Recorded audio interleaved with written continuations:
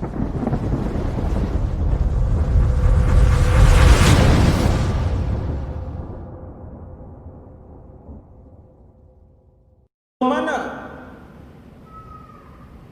Lebih daripada ratusan negara yang ada di atas muka bumi Allah. Kita banyak pilihan. Tetapi ketika kita berdiri di padang mahsyar, Allah hanya memberikan dua pilihan sahaja. Dua je tuan. Sekiranya hidup yang diberikan oleh Allah, modal nyawa dan kehidupan yang Allah bagi 60 tahun, 70 tahun kita gunakan untuk Allah, bayarannya ialah khuludun fil jannah, kekal selama-lamanya di dalam syurga. Allah bagi 60. Tuan-tuan pergi ke pantai, tuan-tuan ambil pasir, banyak ni je, dengan dua jari gitu angkat. Pasir yang melekat di tangan tuan-tuan itu adalah tempoh kehidupan dunia. Dan kesemua pasir yang ada di dalam 7 lautan, bahkan lebih dari itu, itulah kehidupan akhirat yang sangat panjang. Maka berbaloikah kita berbuat maksiat kepada Allah selama 50 tahun untuk kekal di dalam neraka Allah, dibakar 24 jam, la yamutu fiha wa la yahya, mati pun tidak, hidup pun tidak di dalam neraka, wal a'yadzubillah. 50 tahun je. Nak seronok dengan maksiat, nak seronok tinggal solat, nak seronok dedah aurat, nak seronok mengumpat orang, nak seronok rosakkan rumah tangga orang, 50 tahun. Diazab tidak terbilang bilion tahun yang ditetapkan oleh Allah. Tak berbaloi. Maka korbankan 50-60 yang Allah bagi ni untuk dijadikan keseluruhannya ta'atun lillahi tabaraka wa ta'ala, ketaatan kepada Allah, kesemuanya ibadah. Bangun, buka mata di waktu pagi yang ibadah. Kita berjalan menuju ke tandas ibadah, buang air jadikan ibadah. Selesai daripada buang air, alhamdulillahillazi azhaba 'annil adza, jadi ibadah. Sebelum mandi bismillah, mandi jadi ibadah. Sebelum pakai baju bismillah, pakai baju jadi ibadah. Maka berbaluilah yang 60 tahun untuk dibayar oleh Allah Subhanahu wa taala dengan bayaran syurga. Ketika orang soleh calon syurga dipanggil oleh Allah di padang mahsyar. Kita berada di padang mahsyar. Tuan-tuan bayangkan. Semua orang boleh bayangkan. Satu tanah rata yang luas, yang apabila tuan-tuan toleh ke belakang, tuan-tuan tidak nampak penghujung. Tetapi tuan-tuan nampak di hujung sana masih lagi ada orang, dan kita tak tahu di mana berakhirnya penghujung sana. Itu mahsyar. Tuan-tuan paling ke kanan, tuan-tuan tengok ada lautan manusia yang tidak berpenghujung. Di celah-celah manusia itu ada jin, di celah-celah jin itu ada binatang. Tuan-tuan paling ke kiri, keadaan yang sama. Tuan-tuan tak nampak penghujung kerana terlalu ramai manusia. Tetapi apabila kita semua, saya dan kita berada di padang mahsyar, kita pandang ke hadapan, di hadapan ada penghujung. Kerana di atas tanah mahsyar, di hadapan sekali akan diletakkan mizan. Wa nadha'ul mawazinal qista liyaumil qiyamah. Kami akan meletakkan alat untuk menimbang perbuatan yang telah dilakukan oleh kalian. Tak di depan. Semua orang nampak. Nampak mizan di depan. Lalu dipanggil nama seorang demi seorang seperti mana nama yang telah diberikan oleh ibu bapa kalian di atas muka bumi Allah. Kalau namanya Khadijah, maka dia akan dipanggil dengan Khadijah dan nama bapanya. Macam dekat pengenalan tuan-tuan. Subhanallah. Tu kalau hak nama vanish, tak malu dia panggil depan semua orang. Nama dia tak ada nama sahabat. Nama dia tak sama dengan nama mana-mana nabi. Namanya tak sama dengan mana-mana nama sahabat. Namanya tak sama dengan mana-mana orang soleh. Sebab tu Nabi kata pilih nama yang baik, kerana kalian akan dipanggil dengan nama itu dan nama ayah kalian di padang mahsyar. Ketika orang soleh dipanggil, Fulan bin Fulan, dia pun datang ke depan. Lalu dia bawa turun amalannya daripada suatu tempat yang bernama Illiyin. Buku amalan orang soleh di Illiyin.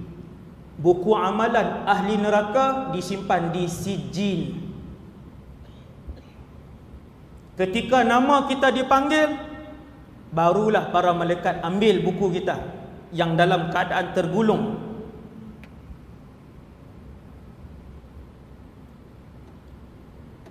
Gulungan kertas itu lebih kurang 90 helaian kertas. Setiap helai sejauh mata memandang. Ambil, buat turun. Bolehkah cakap Kedah ni? Boleh no? Ambil, buat turun. Faham kan? Bawa, setelah nama kita dipanggil, buku amalan kita dibawa turun. Sebanyak 90 helaian lembaran. Setiap lembaran sejauh mata memandang. Wa idzas suhufu nusyirat. Ni Allah cerita dalam Al-Quran. Dan buku itu pun dibuka. Buka di hadapan tuannya masing-masing. Dan bukanlah kesemuanya dipanggil serentak, bahkan dipanggil seorang demi seorang. Dibuka. Kemudian Allah akan berfirman kepadanya, Iqra' kitabak, kafa binafsika al-yawma 'alaika hasiba. Tidak ada penterjemah di antara dia dengan Allah tabaraka wa taala. Dia akan berurusan secara langsung dengan Allah tabaraka wa taala. Kalau berdiri di dalam mahkamah, di depan hakim mahkamah persekutuan, telah membuatkan kita terketar-ketar tubuh badan, berpeluh-peluh, baru jadi saksi, bukan penjenayah lagi. Apatah lagi berdiri di hadapan Allah Subhanahu wa taala. Nabi kata, ingat, laisa bainaka wa bainallahi turjuman. Tidak ada di antara kamu dan Allah itu penterjemah.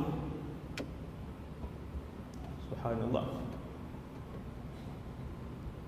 Apabila orang soleh dipanggil, lalu dibuka bukunya, lalu disuruh baca, kebanyakan yang ada di dalam buku amalannya adalah perkara-perkara ibadah dan ketaatan. Jarang dia menyakitkan hati orang lain. Jarang dia membohongi orang lain. Jarang dia bercakap tentang aib orang lain. Dan jarang sangat dia mengambil hak orang lain. Tanggungjawabnya sebagai suami dilakukan dengan baik. Tanggungjawabnya sebagai isteri dilakukan dengan baik. Tanggungjawabnya sebagai ayah dilakukan dengan baik. Dan tanggungjawabnya sebagai anak dilakukan dengan baik. Mereka ini adalah ahli-ahli syurga. Proses pengiraan amal ibadah dan ketaatan mereka dimudahkan oleh Allah. Cina kata cincai. Cina belah sana lah, Cina belah sini saya tak tahu. Cina belah sana kalau kita ni minta kuang, kita kata cincai lah. RM6.8 kita kata cincai, dia kata RM6. Dengan bakal ahli syurga, begitulah Allah Ta'ala berurusan. Dimudahkan.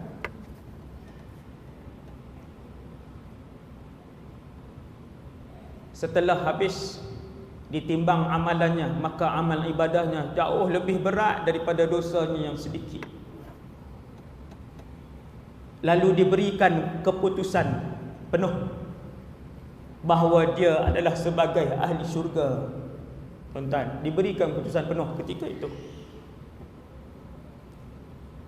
Apabila nak bagi keputusan penuh kepada bakal ahli syurga, maka tangan kanannya yang akan terangkat. Allah sebut dalam Quran, فَأَمَّا amma man utiya kitabahu biyaminih. Juzuk 30 aja tu. Kita jarang baca. Fasawfa yuhasabu hisaban yasira.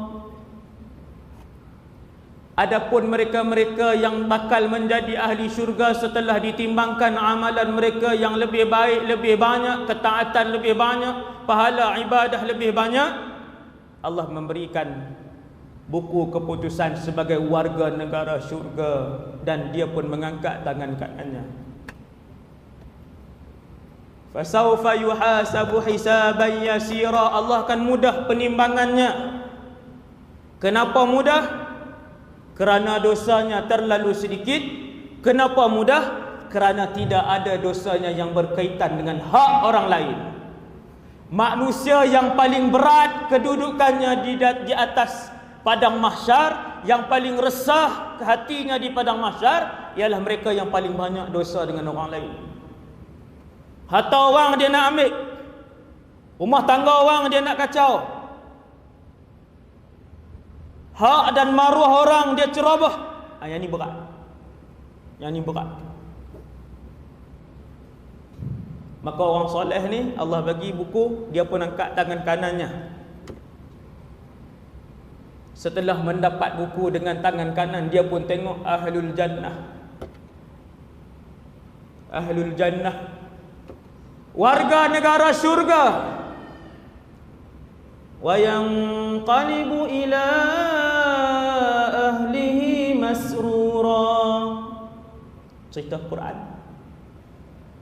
Lalu dia pun berlari-lari mendapatkan ahli keluarganya yang lain yang juga ahli syurga. Allahu Rabbi. Selepas timbang, kita akan ke Telaga Kautsar. Di Telaga Kautsar Rasulullah sudah menanti. Di Telaga Kautsar manusia sudah mula mengukirkan senyuman. Di Telaga Kautsar manusia mula menyapa di antara satu sama lain. Di Telaga Kautsar barulah manusia ada peluang untuk duduk dan berehat. Ketika itulah si ayah yang sudah menjadi ahli syurga, si ibu yang telah pun dimuliakan oleh Allah sebagai ahli syurga, si anak yang telah pun berjaya dengan ujian yang telah diberikan Allah menjadi ahli syurga, yanqalibu ila ahlihi masrura, berlari mendapatkan ibunya, berlari mendapatkan ayah dan adik-beradiknya, kesemuanya ahli syurga. Mereka berpeluk dan juga menangis kerana terlalu gembira dikumpulkan oleh Allah sebagai keluarga ahli syurga. Kita tak baca ni, ayat ni kita tak baca, tak tengok terjemahan dia. Seronok tak tuan-tuan? Tuan-tuan, kita duduk dalam satu negara yang selama-lamanya hidup dan ada ahli keluarga kita. Kita kalau pergi ke mana-mana tuan-tuan, pergi dengan isteri, kita naik kapal terbang. Kalau isteri duduk di nombor 18, kita duduk nombor 6. Seronok tak perjalanan? Tak seronok. Kalau kita naik kapal terbang, isteri kita seat dia 16C, kita nak 16D, sebelah-sebelah. Walaupun duduk dah lama di rumah, dah duduk sekali, dah suami isteri dah lama, tapi seronok kalau berjalan, duduk satu keluarga. Kita pergi Mekah, bawa ke semua, isteri kita bawa anak-anak 3 orang. Tiba-tiba travel kata, ni semua 5 orang ni duduk bilik asing-asing. Ayah hotel ni, mak hotel belakang, anak 3 orang lagi hotel 1, 2, 3. Kita rasa tak bermakna. Itu baru tempoh 2 minggu melakukan umrah. Apatah lagi satu tempoh yang diisytiharkan di hadapan semua makhluk di padang mahsyar, selama-lamanya kamu di akhirat. Tiba-tiba tak duduk, tidak tinggal sekali. Dan betapa gembiranya ibu yang beriman, ayah yang beriman, anak-anak yang beriman, adik-beradik yang beriman, apabila saling berjumpa, di tangan masing-masing ada keputusan, saling memegang keputusan itu dengan tangan kanan. Wa ashabul yamin ma ashabul yamin, sebagai kumpulan kanan. Seronok tuan-tuan, keadaan waktu itu sangat seronok. Bila habis ditimbang yang ahli syurga, habis ditimbang yang ahli neraka, kata Nabi SAW, Allah tarik perhatian keseluruhan warga mahsyar Sila lihat ke hadapan. Lalu didatangkan satu makhluk Allah yang bernama kematian. Dibawa makhluk Allah yang bernama kematian. Subhanallah. Hidup itu makhluk, mati itu makhluk, nyawa itu makhluk, arash itu makhluk, Kaabah itu makhluk, angin itu makhluk, syurga itu makhluk, masa itu makhluk. Allah perkenalkan satu makhluk yang tidak pernah dilihat.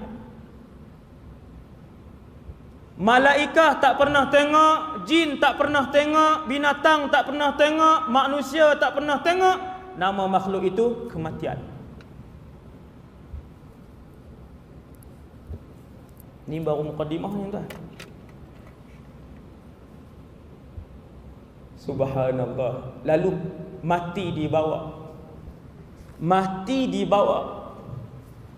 Datang ke hadapan semua manusia, melihat-lihat kematian buat kali pertama. Lalu Allah SWT mematikan kematian. Inna lillahi wa inna ilaihi raji'un. Lalu Allah mematikan kematian. Apabila kematian dimatikan oleh Allah, yang masuk syurga akan kekal selama-lamanya, yang masuk neraka juga bila dibakar dia tidak mati, hidup selama-lamanya, tersiksa selama-lamanya di dalam neraka. Wal'iyadzubillah. Lalu menjerit dan berteriaklah seorang malaikat untuk memaklumkan kepada seluruh warga mahsyar. Malaikat ni pun menjerit, ya ahlal jannah, wahai penduduk syurga, khulud, kekallah kalian selama-lamanya, tak mati. Lalu malaikat berteriak kepada sebelah yang kirinya, ya ahlan nar, wahai penduduk neraka, khulud, kekallah kalian selama-lamanya. Kebiruan tubuh badan dan kulit ahli neraka kerana takut mendengar pengumuman itu, belum masuk dalam neraka lagi. Subhanallah. Tuan-tuan, kita tak mau cerita neraka. Malam ni tajuk syurga. Neraka nanti insya-Allah. Wallahu a'lam. Kemudian kita pun berjalan atas sirat. Daripada sirat di sini, sirat di mahsyar, dia punya hujung titi itu di mahsyar. Kemudian perjalanan dia berapa ratus tahun ni? Ratus tahun. Allah. Dunia ini singkat sangat tuan-tuan. Singkat sangat dunia ni. Ratusan tahun sirat. Cumanya ahli syurga, dia langkah kaki kanan, ada yang selaju kilat, ada yang selaju kuda, ada yang berlari laju sampai depan syurga. Orang pertama yang sampai di hadapan syurga adalah Nabi Muhammad sallallahu alaihi wasallam. Allah mengarahkan malaikat yang menjaga pintu syurga untuk tidak membuka pintu syurga kecuali kepada Muhammad, orang pertama yang mengetuk pintu syurga. Nabi sampai, di kanan Nabi Abu Bakar, di kiri Nabi Umar radhiyallahu anhumah. Tengok tuan, kanan kiri. Fa akhadhtu bihalqatiha, aku pun memegang pintu tempat ketuk syurga. Halqah ni, kalau rumah dulu-dulu dia ada besi yang bulat tu ketuk. Nabi kata, aku sampai di hadapan syurga, pintu syurga dalam keadaan tertutup. Sekarang ni tuan-tuan, kita ceramah malam ni, pintu syurga tutup, pintu neraka pun tutup. Pintu syurga akan dibuka oleh Allah hanya dalam bulan Ramadan. Ni Ramadan nak sampai ni, pintu syurga akan dibuka. Habis Ramadan, pintu syurga akan ditutup sepanjang tahun sampai kiamat. Sampailah habis ditimbang amalan orang-orang saleh, Maka Nabi adalah manusia pertama bersama dengan Abu Bakar, bersama dengan Umar dan bersama dengan ahli umat Rasulullah yang masuk syurga tanpa hisab dan azab. Nabi kata, aku pun capai tempat ketuk pintu syurga, lalu aku pun ketuk pintu syurga. Yang jarak di antara pintu sana dan hujung pintu kiri adalah seperti jarak Mekah dan juga Busra. Pintu ni tuan-tuan, pintu masjid tuan-tuan, ni berapa meter tu? 10 meter. Ada tak? Ustaz tak pernah ukur lah. Lama dah jadi imam, kita tak ukur kan. Berapa jarak tuan-tuan ni? 5 meter. Jarak daripada hujung sini ke hujung sana 5 meter. Nabi kata jarak pintu syurga, pintunya sahaja daripada Mekah ke Busra, berapa kilometer Ustaz ni? Lebih kurang 1000 ada. 1000 kilometer. Hadis ni yang saya sebut ni hadis. Allahu Rabbi. Maka sebahagian para ulama sebutkan di hadapan pintu syurga itulah kesemua orang akan minum daripada haudun Nabi, telaga Nabi SAW. Semua minum, semua berhenti di situ.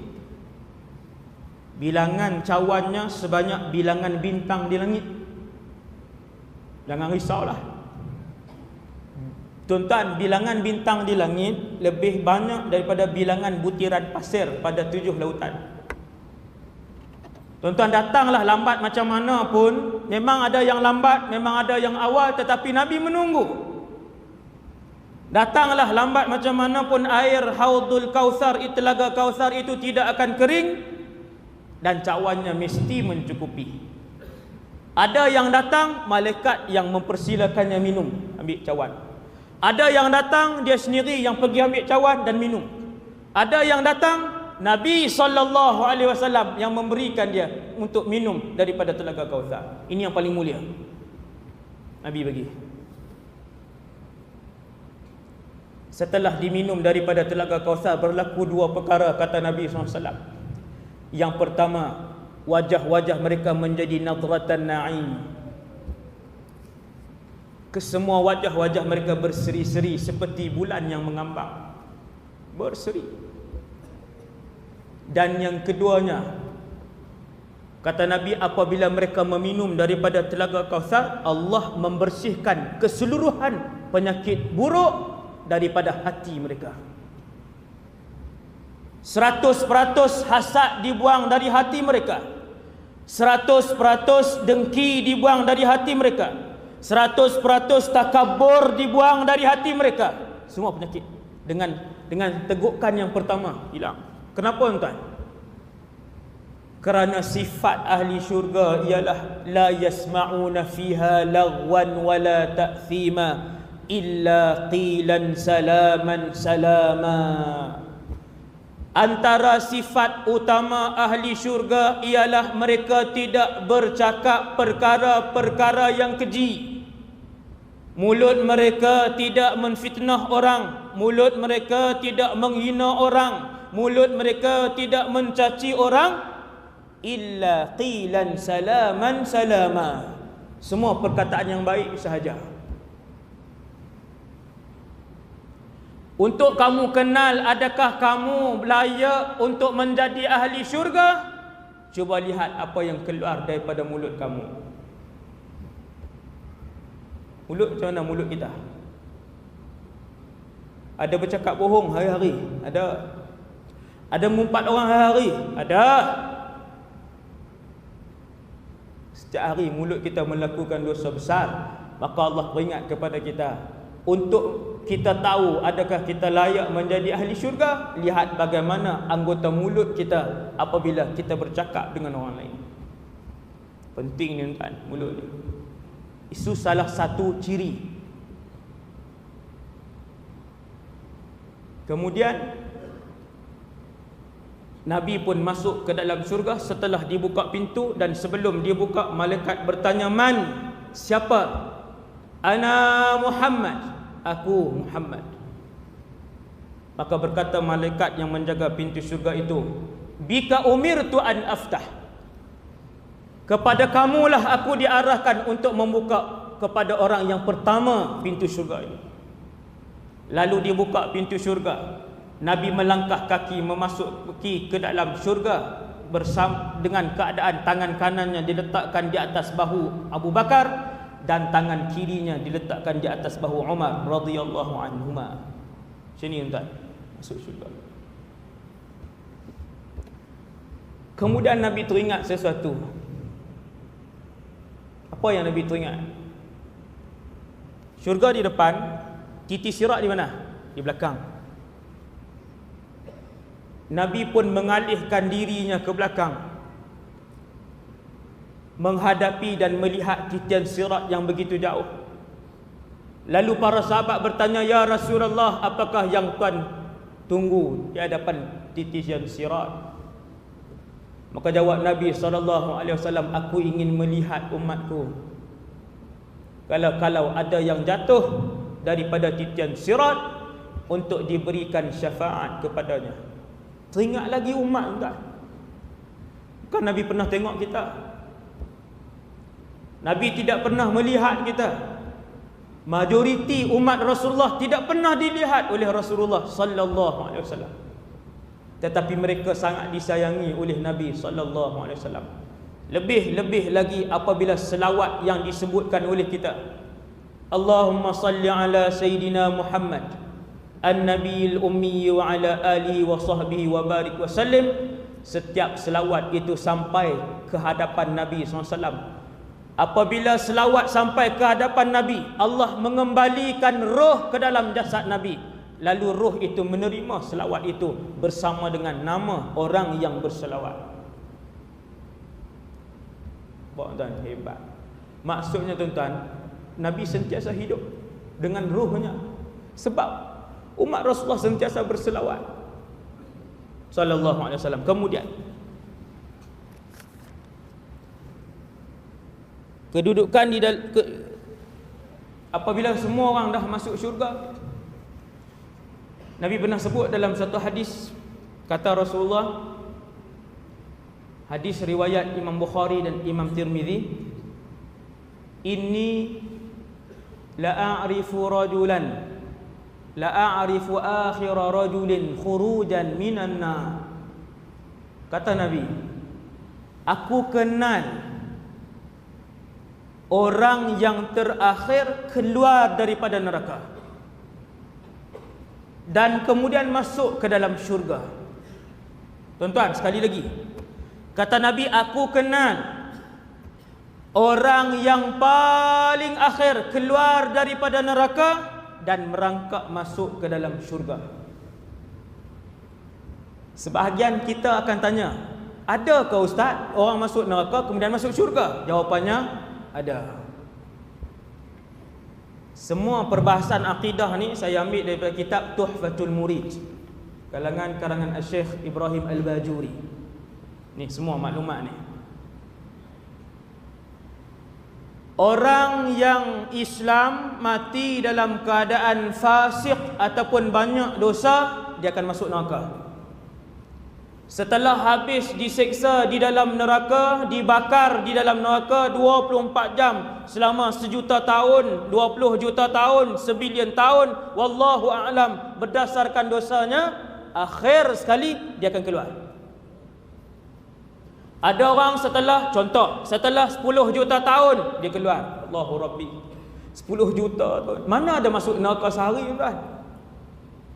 Adakah orang buat dosa sehari je, kata esok keluar? Dia kata sekejap ya, transitnya ni. Kawan saya kerja kilang arang. Kilang arang ni, dia punya kilang dia besar, dalam tu kita bakar kayu bakau, kan tuan, kayu bakau. Satu hari dia masuk awal, tempat bakar ni masuk awal, orang lain semua tak tahu. Dia masuk, dia duduk cuci. Datang kawan yang lain lewat sikit, buka api, lari bergolek-golek, lari keluar, satu badan lecor. Ambil masa berbulan-bulan disebabkan terbakar 5 saat. Mengambil masa lebih daripada setahun, bukan bulan, setahun. Mengelembung ke semua kulitnya, mengelembung, di dalamnya ada penuh dengan air bisa daripada atas sampai ke kaki. Dibuang kulit yang ada air bisa tadi, dibuang, dicuci air bisa, kemudian naik kulit baru, mengelembung, naik air bisa lagi. 5 saat. 5 saat. Kalau sehari dalam neraka Jahannam, inna lillahi wa inna ilaihi raji'un. Ada orang dia duduk dalam neraka berapa juta tahun, kemudian dia keluar. Ikut jumlah dosa yang kita buat. Kata Rasulullah, aku melihat manusia terakhir. Allah tunjuk kepada Nabi. Subhanallah, ini antara mukjizat Rasulullah. Allah perlihatkan kepada Rasulullah lelaki terakhir daripada gaung neraka naik ke atas. Nabi tengok dan Nabi cam mukanya. Sebab itu hadis tu sebut, kata para ulama, Nabi sebut dengan ayat, aku kenal orang itu. Bukannya Nabi kenal di dunia, tapi setelah Allah tunjuk, Nabi kenal lah. Nabi cam orang tu. Dia pun berjalan, kemudian naik di atas titian sirat, tetap kena naik atas titian sirat. Selepas daripada lelaki itu keluar daripada neraka, tidak ada lagi yang dikeluarkan daripada neraka Allah, kesemuanya kekal selama-lamanya. Tuan-tuan duduk balik rumah, duduk seminit, tuan-tuan renung tengok. Berada di dalam api yang panas selama-lamanya, tak boleh keluar. Setiap kali mereka memanjat dinding gaung neraka itu, mereka akan ditendang dan dibuang oleh malaikat untuk jatuh sekali lagi ke bawah. Semua ahli neraka ingin keluar daripada gaung neraka yang membakar. Tiap-tiap kali sampai ke tebing, mereka akan dibuang oleh malaikat. Tuan-tuan bayang, duduk selama-lamanya, kematian sudah tiada dan masa tidak ada penghujung. Sampai bila? Allahu Rabbi. Sampai bila?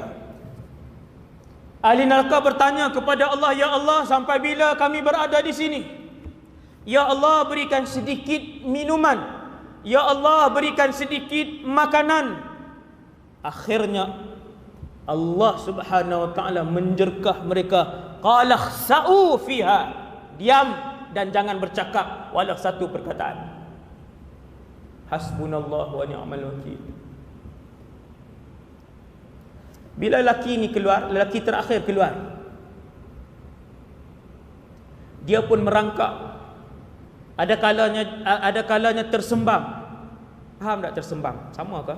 Sembam jatuh kan? Kemudian naik balik, merangkak balik, kadang berdiri, merangkak balik, kadang-kadang macam askar buat tu, orang punya apa? Menyulur. Tu nak apa lah tu? Menyusur. Ni bergerak ke bawah. Akhirnya sampai. Apabila dia sampai di depan pintu syurga, Allah, tuan-tuan, dia nampak daripada titian sirat tu, dia nampak pohon yang rindang, sangat rindang, teduh, buah-buahannya banyak. Lalu apabila dia sampai, Allah Subhanahu Wa Taala pun arahkan untuk dia masuk dan cari rumahnya, istananya. Lelaki ini adalah lelaki yang paling rendah martabatnya di dalam syurga. Orang terakhir. Orang lain dah lama dah duduk, dah merantau. Ada yang dah berapa ribu tahun, dah berapa puluh ribu tahun duduk, dah berapa juta tahun duduk, lama sangat. Dia pun masuk. Lalu Allah Ta'ala sengaja menunjukkan kepadanya seolah-olah kesemua istana telah pun penuh. Qad akhadhan nas al-manazil. Dia kata, ya Allah, semua orang telah pun mengambil kedudukan dan tempat masing-masing. Tak ada tempat. Tuhan tanya, atadhkuruz zaman alladhi kunta fih? Allah tanya kepada lelaki yang paling rendah martabatnya dalam syurga ini, kamu ingatkah dulu pada zaman kamu hidup? Kamu ingatkah dulu siapa yang paling kaya ketika mana kamu hidup? Dia kata, ya, ingat. Allah Ta'ala kata, tamanna. Minta dan berangan-angan apa yang kamu nak minta. Tuan-tuan, kita zaman ni, siapa yang paling kaya? Sekian. Orang yang kurun 19 ada yang kaya pada zaman mereka. Yang kurun 18 ada yang paling kaya pada zaman mereka. Lelaki itu wallahu a'lam, pada zaman bila dia hidup, Allah Ta'ala tanya dia, kamu ingatkah zaman dulu kamu hidup? Dia kata ingat. Bercita-cita dan pohonlah kepada aku sekarang. Dia pun ingat balik, dia pun minta dengan Allah. Lalu Allah pun kata, kamu dapat apa yang kamu minta, iaitulah kemewahan orang yang paling kaya pada zaman dan kurun kamu. Kemudian aku gandakan, kemudian aku gandakan, kemudian aku gandakan, kemudian aku gandakan, kemudian aku gandakan, sebanyak 10 kali ganda. Lalu dia berkata kepada Allah, atastahzi'u bi wa anta rabbul alamin. Kenapa kamu bercakap main-main dengan aku sedangkan kamu Tuhan sekalian alam? Dia percaya, tuan-tuan? Dia tak percaya. Kerana dia adalah ahli syurga yang paling miskin sekali. Tiba-tiba dia dalam hadis riwayat Imam Bukhari tadi, Nabi kata Allah ganda 10 kali ganda kepadanya. Di celah-celah Allah memberitahukan kepada dia berita gembira. Orang itu akan berkata kepada Allah, ya Allah, kenapa bercakap main-main dengan aku sedangkan kamu adalah Tuhan sekalian alam? Ketika itulah Nabi ketawa kepada orang tu. Dan ketika itu jugalah Abdullah ibn Mas'ud radhiyallahu anhu yang meriwayatkan hadis ni ketawa kerana Nabi ketawa ketika meriwayatkan hadis ini. Dia tak percaya, tuan-tuan. Itulah kedudukannya di dalam syurga. Yang tu yang paling akhir. Apatah lagi kita, insya-Allah, yang kalau kita masuk awal ke dalam syurga. Ini bumi. Kemudian ada langit. Langit 1, langit 2 sampai langit 7. Di mana syurga? Tuan-tuan kita akan bahas. Langit 1 sampai langit 7. Di atas langit 7 ada syurga. Dan di atas syurga ada Arsyur Rahman, ada arash Allah.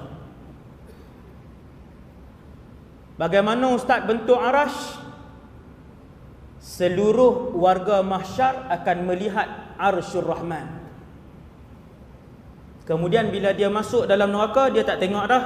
Adapun ahli syurga akan sentiasa melihat arash.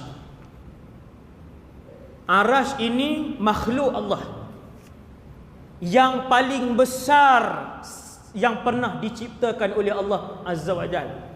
Ia lebih besar daripada dunia ini, ia lebih luas daripada langit yang 1 sehingga 7, dan ia lebih luas dari segala-galanya. Subhanallah. Macam mana tak tahu. Tapi tuan-tuan, para ulama sebut berdasarkan dalil Quran dan juga dalil hadis, kedudukan dia ialah bumi, dunia. Ini dunia, bumi, kemudian dunia, langit 1 hingga 7. Atas langit 7 ada syurga, dan di atas syurga ada arash. Daripada bawah arash mengalir sungai. Sungai itu masuk ke dalam syurga Firdaus. Tak boleh bayang, tuan. Sejuta tahun kita pusing berjalan-jalan tak habis.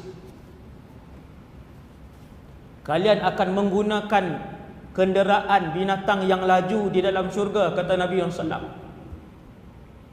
Binatang apa? Wallahu a'lam. Laju pergerakannya. Daripada bawah arash mengalir air masuk ke dalam syurga Firdaus. Ada 8 pintu syurga. 8 jenis. Pintu 1 sampai pintu ke-8. Setiap orang masuk mengikut jenis masing-masing. Yang banyak berpuasa masuk melalui pintu Rayyan. Yang mati fi sabilillah, mati syahid, masuk dalam pintu jihad. Yang banyak bersedekah masuk ke dalam syurga melalui pintu sedekah. Dan begitulah. Ada berapa, setelah masuk ke dalam syurga, ada berapa jenis syurga? Jumhur para ulama berdasarkan ayat-ayat yang qat'i dalam Al-Quran, jumhur ahlu sunnah menyebutkan bahawa syurga 4 jenis. A'laha, yang paling mewah adalah syurga Firdaus. Di situ tinggal para nabi dan rasul dan Nabi Muhammad sallallahu alaihi wasallam. Syurga yang paling mewah Al-Firdaus Al-A'la. Kata Nabi, apabila kalian memohon kepada Allah, pohonlah Al-Firdaus Al-A'la. Tuan-tuan, mula malam ni, ya Allah, kurniakanlah kami Al-Firdaus Al-A'la bersama ahli keluarga kami. Mana-mana lidah dan mulut yang selalu memohon kepada Allah, tiap-tiap hari pohon kepada Allah, tak pernah lupa. Kata para ulama, Imam Ibn Athaillah As-Sakandari kata, ingat bahawasanya ketika mana kamu memohon sesuatu kepada Allah, kamu tak pernah lupa, ketahuilah bahawasanya Allah nak bagi benda yang kamu minta itu. Tuan-tuan, siapa yang ingatkan kita bila kita nak minta? Allah. Siapa yang ingatkan kita dan menggerakkan mulut dan lidah kita untuk menyebut Allahumma inni as'aluka ridhaka wal jannah? Siapa yang ingatkan kita? Allah. Maka berbahagialah orang yang tiap-tiap hari Allah mengingatkan mulut dia untuk menyebutkan, ya Allah, masukkan kami ke dalam syurga Firdaus berserta dengan ahli keluarga kami. Tuan-tuan, muhasabah diri masing-masing malam ni. Kalau tak pernah sebut, bermaksud Allah tak pernah mengingatkan kita. Itu masalah. Itu ada masalah besar dengan Allah Subhanahu Wa Taala. Kemudian syurga yang jumhur ulama ahli sunnah kata 4, Firdaus yang paling tinggi, kemudian Aden disebutkan, kemudian Ma'wa, dan kemudian Na'im. Jadi semua disebut dalam Quran 4. Setiap orang ada istananya masing-masing. Apabila mereka masuk ke dalam istana mereka, kata Nabi, orang yang paling rendah kedudukannya, apabila masuk ke dalam istananya di dalam syurga, dia mendapati ada 10,000 khadam untuknya. Orang gaji 10,000. Hadis ni riwayat Imam Tabrani dan rawi-rawi dia thiqah. Orang yang paling rendah darajahnya bila dia masuk ke dalam istananya ada 10,000 orang gaji. Tuan-tuan, kita hari ni kalau ada duit, kita nak ada orang gaji? Nak. Basuh kereta seorang. Basuh kereta je. Dah kereta bukan sebiji. Di dalam syurga takkan kereta sebiji. Sultan Brunei pun 5,000 biji. Sultan Brunei 5,000 biji kereta dia, bukan kereta kancil, bukan kereta wira, kesemuanya kereta mewah. 5,000 biji. Perlu berapa orang khadam untuk panaskan enjin dan basuh kereta dia sebulan sekali? Berapa orang perlu? Sebab tu tuan-tuan jangan kata, Ustaz, 10,000 ni nak buat kerja apa? Tuan-tuan jangan fikir jauh, Ustaz, 10,000 khadam nak buat kerja apa, Ustaz? Lah, kalau kereta dia 5,000, berapa orang perlu? Nampak? Rumahnya besar, tukang masaknya ramai, tukang urutnya bertukar ganti, yang potong kuku seorang khadam. Sini je. Allahu Rabbi. Sampai bila, Ustaz? Selama-lamanya. Allahu Akbar. Dalam syurga ada binatang. Tuan-tuan, apa yang tuan-tuan tengok dalam dunia ni, semua ada dalam syurga. Dah selesai. Kadang-kadang kita kata, Ustaz, duduk dalam syurga nanti bola-bola apa semua dengan TV apa semua ni. Kita duduk bayang, duduk dalam syurga semua pakai tudung labuh Semua pakai jubah, pakai serban, pegang tasbih, la ilaha illallah, la ilaha illallah. Jadi tak menarik hidup. Dalam syurga tidak ada lagi yang namanya ibadah. Apa? Solat dah tak ada, puasa dah tiada, zakat dah tak ada, haji dah tiada. Allahu Akbar. Mereka tidak tidur di dalam syurga. Tuan-tuan tanya orang sibuk yang kerja banyak. Kalau boleh, kalau tak ada tidur, mereka nak habiskan kerja-kerja ni. Maka di dalam syurga Allah membuang tidur. Ahli syurga tidak buang air besar, ahli syurga tidak buang air kecil, dan ahli syurga tidak pun meludah membuang kahaknya. Subhanallah. Tetapi kita kena ingat, dalam syurga semua nikmat ada. Nikmat yang paling ditunggu-tunggu oleh seluruh orang lelaki ialah nikmat bidadari. Semua orang perempuan bidadari. Nabi cerita dalam hadis riwayat Imam Bukhari dan Muslim, setiap ahli syurga masuk ke dalam istananya ada 2 bidadari. Yang ni hadis sahih. 2 orang. Kedua-duanya saling berbaik-baik. Sesiapa yang ahli syurga, maka dia akan didoakan oleh bidadarinya. Ni sejak kita hidup ni. Ya Allah, mudahkanlah urusan suamiku. Ya Allah, berikanlah hidayah untuk dia beribadah kepadamu. Ini hadis. Dan ketika mana isteri yang jahat di atas muka bumi menyakiti suaminya, mengingkari suaminya,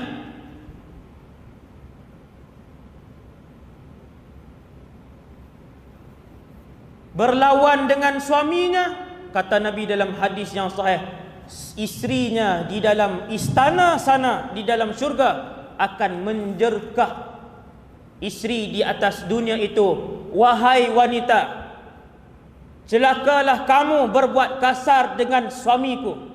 Tengok tuan, bakal isteri di sana. Bakal isteri di sana dah marah dah.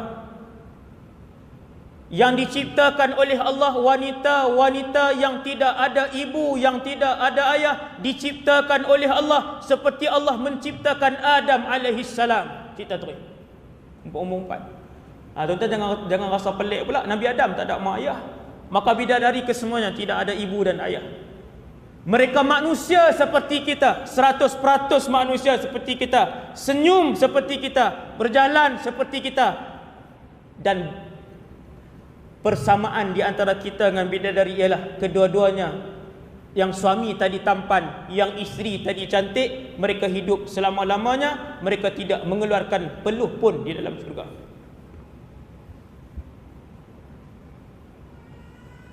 Nabi bercerita bahawasanya orang-orang lelaki bersama berjima dengan isteri-isteri mereka. Kita ingat dalam syurga dia tak ada nikmat tu tak?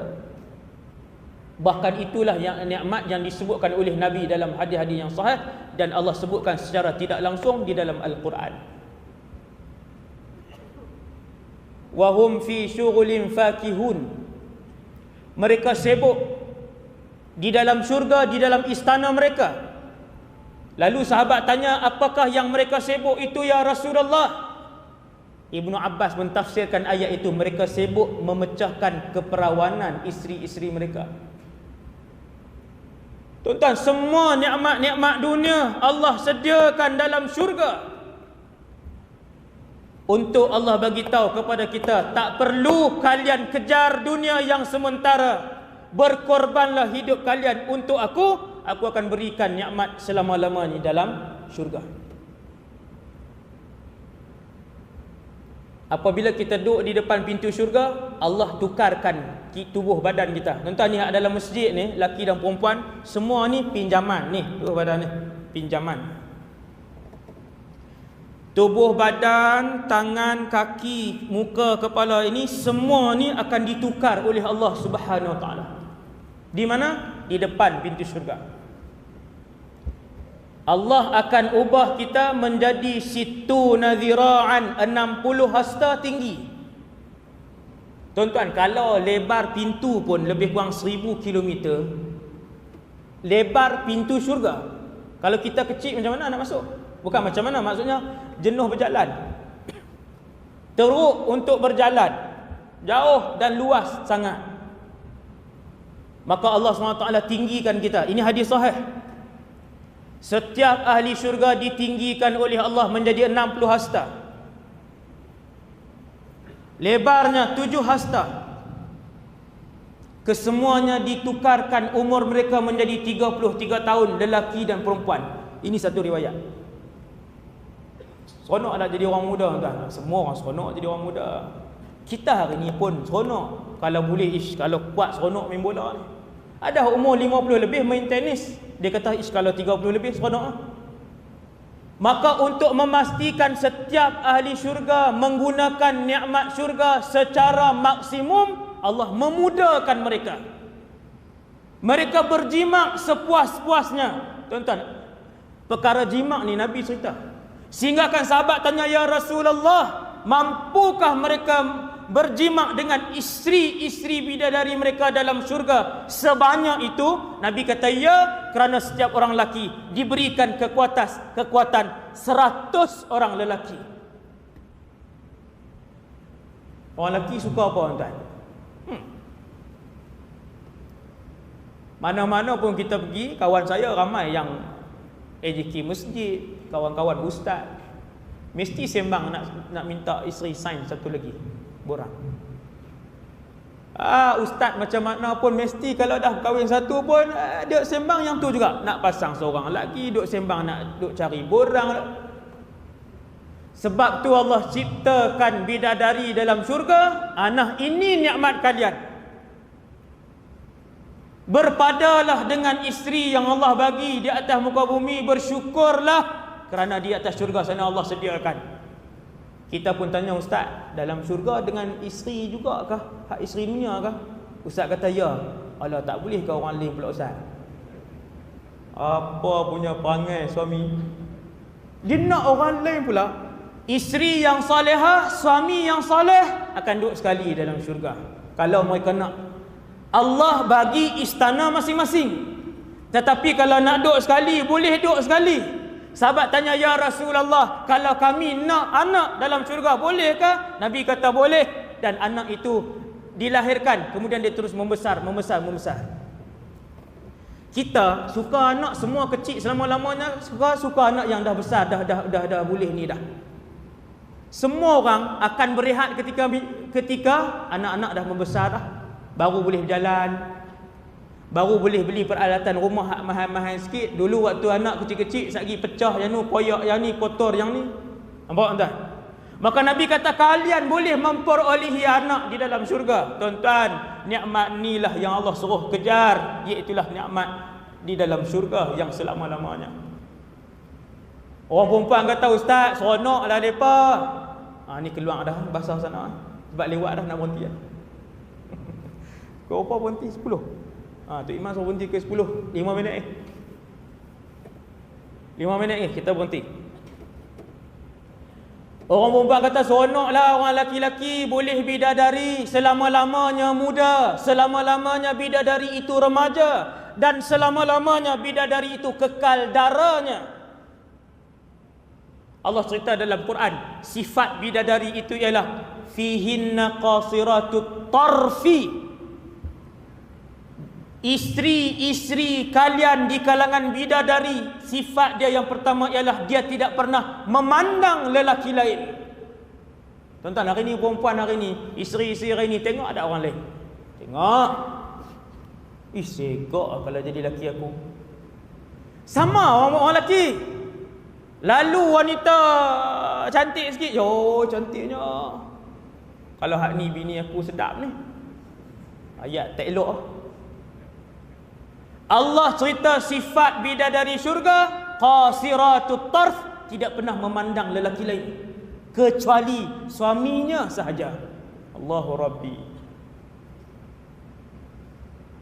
Lam yatmithunna insun wala jan, tidak pernah disentuh oleh lelaki lain. Zaman hari ini bukan tak disentuh lelaki lain, berzina pula dengan lelaki lain. Berapa banyak kes tuan, berapa banyak kes. Inna lillahi wa inna ilaihi raji'un. Orang perempuan kata orang lelaki-lelaki dapat bidadari ustaz, hebat, cantik. Sekiranya seorang bidadari ludah ke dalam air lautan dunia, kesemuanya menjadi tawar. Ayat laut jadi tawar, elok. Hadis Sekiranya seorang bidadari, kata Rasulullah, mempamerkan mukanya ke atas bumi ini, nescaya harum semerbaklah muka bumi Allah ini. Seorang tunjuk muka. Macam mana tu Ustaz? Macam mana tunggu dalam syurga? Tuan baru cerita bidadari. Sehingga kan isteri Nabi kata, ya Rasulullah, di antara bidadari yang hebat ini, yang mulia ni, buang air besar tidak, berpeluh tidak, buang air kecil tidak, keluarkan kahak tidak, tapi makan dengan kita, minum dengan kita, berjalan dengan kita, sentiasa muda. Lalu isteri Nabi tanya kepada Rasulullah, ya Rasulullah, di antara bidadari syurga dan wanita dunia yang mukminah, orang perempuan yang beriman masuk syurga, orang perempuan yang salihah yang masuk syurga.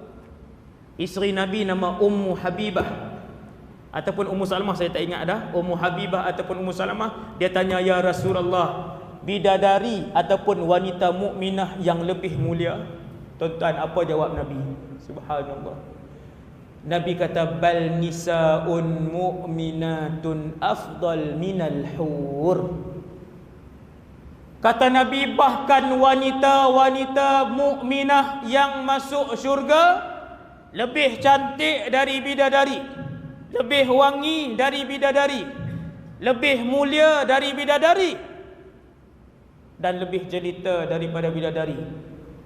Barulah kita suami-suami dunia ni kata, kalau macam tu tak apa ustaz, nak duduk sekali ya dan syurga. Baru tahu bahawasanya isteri kita jauh lebih cantik daripada bidadari ketika mana mereka beriman dan masuk syurga, masuk dalam syurga beserta dengan kita. Akhir sekali tuan-tuan,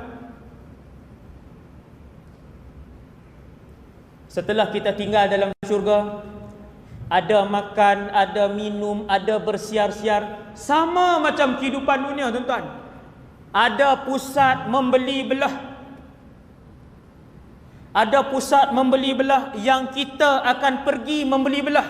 Di dalam syurga ada jual beli. Cuma bezanya syurga dengan dunia, di syurga semua barang yang kita nak kita dapat. Lahum ma yasha'una inda rabbihim. Allah Ta'ala kata, aku berjanji apa saja yang mereka minta aku akan bagi dalam syurga. Saya turun airport KLIA 2. Turun jumpa satu kedai apa tuan-tuan? Swiss watch. Semua jam tangan daripada Switzerland. Paling murah berapa tuan-tuan? Taklah mahal sangat, 10,000. Tuan-tuan boleh beli tak kita? Dalam syurga ada pasaraya. Hadis sahih, kalian akan pergi berjual beli, membeli di pasar raya, dan bayaran ketika itu ialah subhanakallahum. Itu harga bayaran dia. Tuan-tuan pergi kedai jam cantik, ada 1000 jenis jam. Setiap orang tak sama, ada yang suka jam jarum, ada yang suka digital, ada yang jam tengkorak, ada yang jam buah-buah sikit, ada jam tak sama, tapi semua mahal. Ketika kita ke pasar raya di dalam syurga, kita boleh ambil mana saja jam yang kita nak, dan bayaran ketika mengambil barang itu ialah subhanakallahum, maha suci engkau ya Allah. Lalu kita pun ambil. Kita pergi beli lauk, kita pergi beli sayur, kita pergi beli barang, semua kita dapat. Subhanallah. Satu hari malaikat buat jemputan, iaitu Allah undang ke suatu tempat. Ni cerita ni terakhir pada malam ni. Lebih dari 5 minit, saya minta maaf. 2 minit ni masa kecederaan. Main bola pun dia tambah.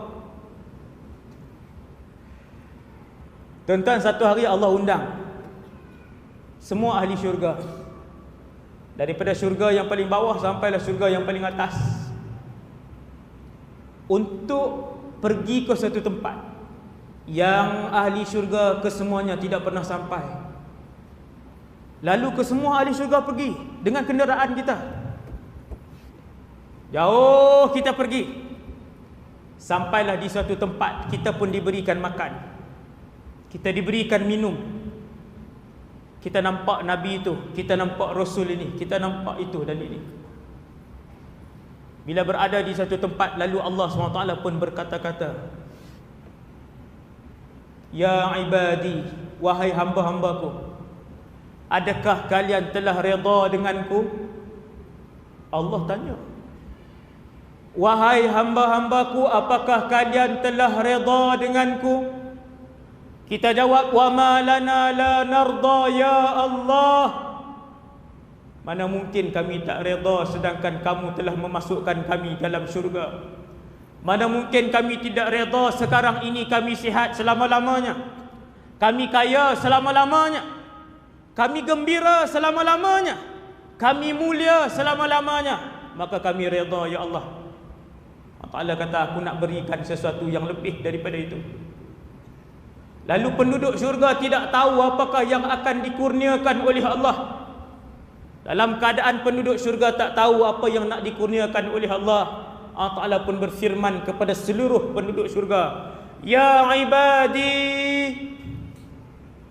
aku telah redha kepada kalian, dan bermula dari saat ini aku tidak lagi akan murka kepada kalian. Dan ketika itulah Allah mempamerkan wajahnya. Kita akan melihat Allah Subhanahu Wa Taala. Yang ni adalah kemuncak satu orang berada di dalam syurga, ialah ru'yatullah, melihat Allah. Apabila Allah mempamerkan zatnya, kita tak tahu kan, dengan mata kah, dengan hati kah, wallahu alam. Hanya bakal penduduk syurga yang akan melihat zat Allah.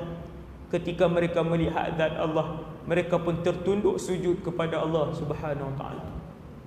Tak boleh tanggunglah nikmat melihat zat Allah. Tuhan yang selama ni kita sembah, tuan-tuan, kita sembah, kita tak nampak apa. 40 tahun kita semayang, kita tak nampak apa. Satu hari kita akan melihat Allah Subhanahu Wa Taala, dan itu adalah kemuncak nikmat yang akan diperlihatkan oleh Allah kepada penduduk syurga. Seperti mana orang-orang beriman berkumpul di dunia pada hari Jumaat, dalam syurga juga ada waktu yang kita akan saling berkumpul dan berjumpa di antara satu sama lain. Moga-moga kita dikurniakan oleh Allah dengan nikmat berada selama-lamanya di dalam syurga. Wabillahi taufiq wal hidayah. Aqulu qali hadza astaghfirullahal azim li wa lakum. Yang baik daripada Allah Subhanahu Wa Taala, yang lemah dan kurang daripada diri saya sendiri. Kita tutup dengan tasbih kafarah dan suratul Asr.